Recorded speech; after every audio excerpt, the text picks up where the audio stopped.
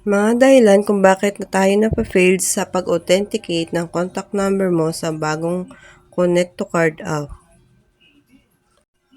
Eto at panoorin ang aking video, baka sakaling makatulong.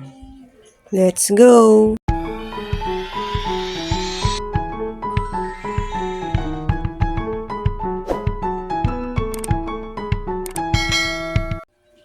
Una, baka hindi yun ang contact number mo sa record ng card bank. Ang dapat gawin, pumunta sa card bank mismo para ipa-amend ang contact number mo.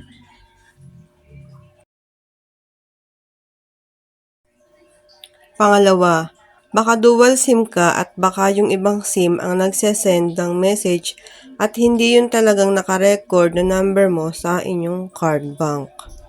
Ang dapat gawin, i-disable muna ang isang SIM. Pangatlo, baka mahina ang inyong signal.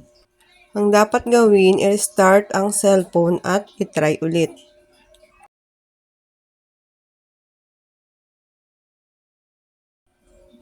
Pang-apat, baka walang load ang inyong SIM card.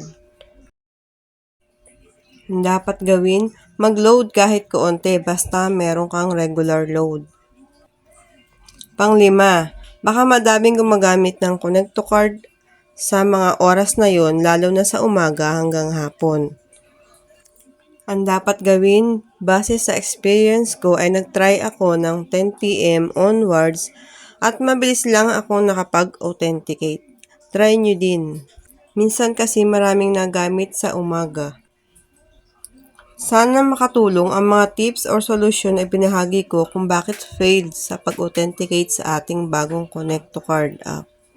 At yun lang guys. Maraming salamat. Thank you for watching. Please like, comment, and subscribe. Bye-bye!